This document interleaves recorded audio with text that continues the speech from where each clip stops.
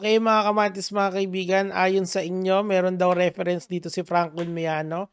At dahil doon, i-analyze natin ang kanilang bars na Tagalize. Lakihan lang natin ng konti. Ayan na, panoorin na natin. Tuturuan pa tayo? Panood ko yung huli mong laban? Okay. Rick, ba't mo pa pinabalik? Wasak, butas, kupas na yung pintura mo, sir. Wala na sa prime. Itong R, Okay. kita na yung primer. Alright, kasi nga dati nang matagal na kasing nawala si Rapido, yung kalaban niya. And hindi na siya ganun ka-sharp tulad ng dati. Napansin ko kasi iba na yung style niya eh. Parang nagre-rely na masyado sa ano. Wala na yung speed rap, wala na yung matinding comedy, pero okay pa rin naman. Hindi na siya top tier siguro, or hindi, or at least yung nasa taas. Parang mid-tier to low tier na battle rapper lang siya. Tuloy natin. Ating may papel sa liga, ngayon hanap papel diliha, paano pangalan sumadsad? Tila bumabasagad, naambunan lang ng biyaya, kinalawang agad. Sumasampung utos pa tong gago. Ayan na. Tuturuan pa tayo kung paano. Sino ka? Si Franklin Miano? Hoy, landlord! Kinginang Yung to. pala yung perception ng normal na, or at least hindi masyadong alam yung context yung ginagawa ni Franklin Miano. So ang context nila kay Franklin Miano, yung preachy na tao. Kasi medyo malalim tong reference ni G-Clown eh. You have to understand yung history ni Rapido bago nyo maintindihan yung sinasabi ni G-Clown. Anyway, tuloy lang natin. Tapos bibigyan ko kayo ng brief history about kay Rapido and how it relates dun sa pagiging preachy ni... kasi nakakainis talaga naman yung mga taong turo ng turo kahit hindi naman sila talaga dapat nagtuturo or wala sa lugar. Okay? And alam mo na hindi sila expert dun sa sinasabi nila. I think doon nagsimula yung sad-sad nung karera ni Rapido eh. Okay, pero and of course yung kay Miano din, ngayon nakikita natin yung downfall. So I guess may parallel doon kaya nakita niya yung ganong angle. Tuloy natin. Kung mga paghayag at mangaral sa mga tao, wagas, kala mo kung sino na? Kala mo talaga nakadaupang palad na ni Kristo ang putang ina? Okay, so yun. I think okay na yun for your context. Now, sino ba si Rapido? Si Rapido kasi is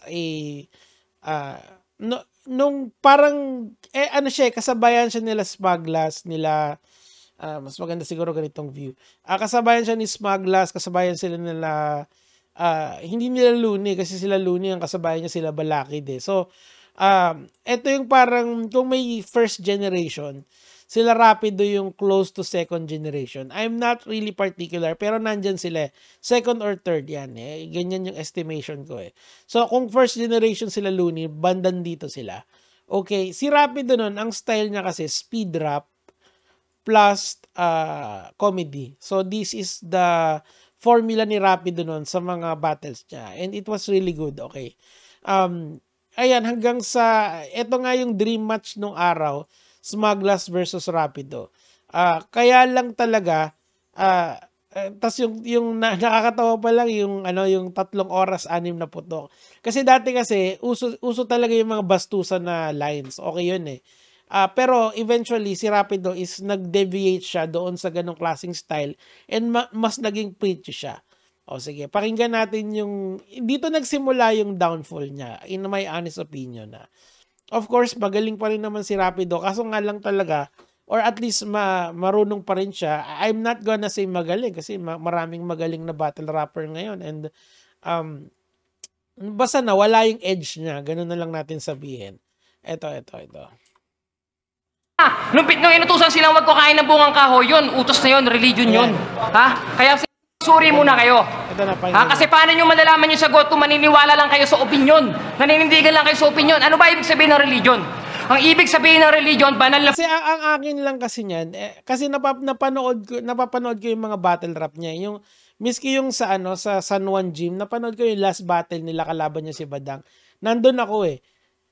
Pag pinanonood mo yung mga ganitong style ng rap, parang putang ina, ano bang ginagawa mo? Nagpipreach ka ba o nagbabattle rap ka?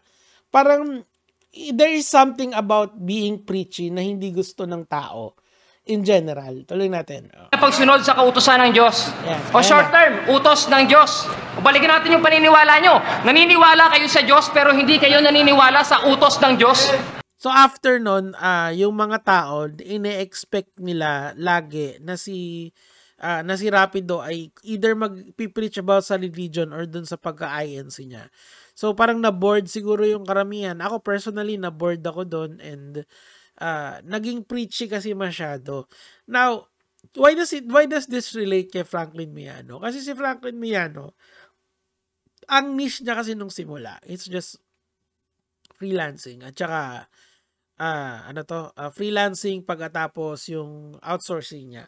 Now, totoo lang, medyo komplikado kasi yung dalawang area na yon. It takes someone special it takes a special set of skills para mag-succeed ka doon. Hindi pwedeng pasa-pasa lang, okay? Yun yung natutunan ko for the longest time na nandito ako sa issue na to. Now, going back mga kamatis, mga kaibigan, etong si Franklin Miano, ang ginawa niya, in-expand niya yung territory of knowledge niya. Imbis na mag-stick lang siya dun sa what he knows, ayan, nanganak yung katangahan. And lo and behold, after ilang buwan, na siguro na-addict siya dun sa idea na sikat siya, tapos nagkaka-view siya, nagsa-talk shit lang siya. Eto na, lumabas na yung mga shit na ganito. Ba na wala kang pera, papasok ka ng real estate, tapos magiging multimillionaire ka. Yan, kunyari, hindi naman siya kasi expert sa real estate. Okay? Ano yung mga negosyo niya? Doon sa 10 brands ng negosyo na meron siya. Number 1 is clothing line. Okay? Ilan yung 3 yata yung clothing line niya, Empire, Apparel, at saka, ewan ko yung isa dalawa lang yata, Empire at saka yung Phenomenal, di ba? Na hindi pa niya sinasagot yung ginawa ni Nadia at saka yung kay Miss Grout, di ba? Tapos meron pa yung Vivid Smile, dental naman yon, hygiene, o ano pa, yung mga ibang company niya. Nakukuha niyo ba yung idea dito? Hindi siya expert dito, pero nakikiepal siya. Similar with Rapido, ine-expect kasi sa kanya is mag-comedy at saka mag-speed rap. Kaso nung natagpuan niya yung religion niya, ayun na, sinama niya ng sinama doon sa kanyang mga battles, which is parang wala kasing lugar kasi yung pagpipreach ng gospel sa ganong klaseng environment. Kasi yung mga tao just wants to be there to enjoy. 'Di ba? Yun yung gusto nila eh. So kapag ginawa mo yun sa battle rap, out of place ka. Yun din yung nangyari sa kanya, na out of place siya kasi hindi niya naman alam yung mga sinasabi niya. When actual experts listen to him, maririnig mo na puro bullshit yung sinasabi niya. And nung lumalim pa lalo, nakita ng mga tao yung mga ginagawa niya as parang hindi okay. Nagfe-fake ng resume. O, doon pa lang alam niyo yun, ang dami yung red flags pala nitong tao na to just because of this one video. 'Di ba? So, yung ganun kalalim yung reference nun galing kay G-Clown, which I truly appreciate kasi nga saktong-sakto kay Rapido yun, kumbaga. Pero panoorin na natin yung greatest hits ni Franklin Miano. Akong karanasan na mag-invest na simula sa scratch sa real estate. Pero naranasan ko na nakausap sa mga taong ganun. Sinabi niya, di ba? Ginawa nila, gawa sila ng plano, kundi rin business plan, at pinresento ito sa mga investor.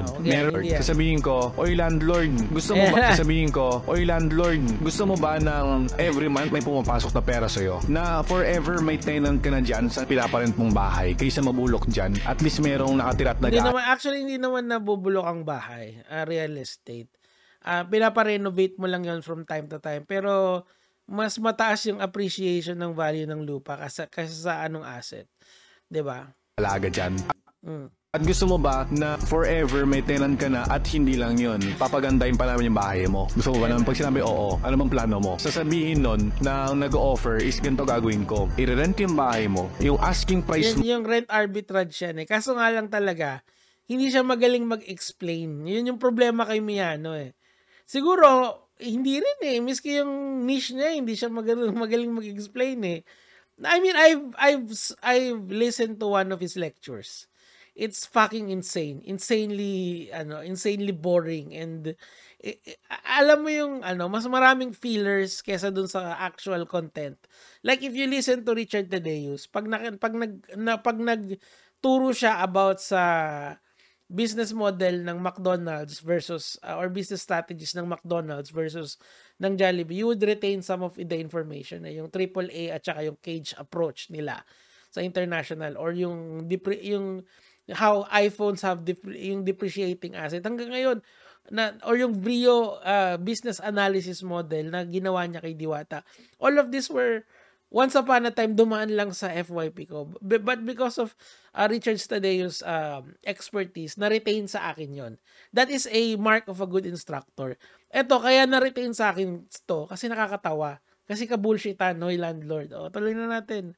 Mo is 20,000 a month sa bahay mo. Aayusin ko, lalagyan ko ng mga billiards. Alam mo magkano yung billiards? Mahal kaya nun. And sheets, ang gagawin ko is paparentahan ko yan ng 5,000 or 10,000 per day. Ayun yung business plan ko. Lahat ng O, diba? Lugi na agad yung business plan. Anyway, mga kamatis, mga kaibigan, yun nga. Siguro, next time na be an expert first before ikaw magturo ng kung ano-ano dito sa social media. Kasi once you're exposed na ganito, there's no really turning back. Good luck, Franklin Miano. Marami pa tayo. Yun lang naman. Gege mga lads.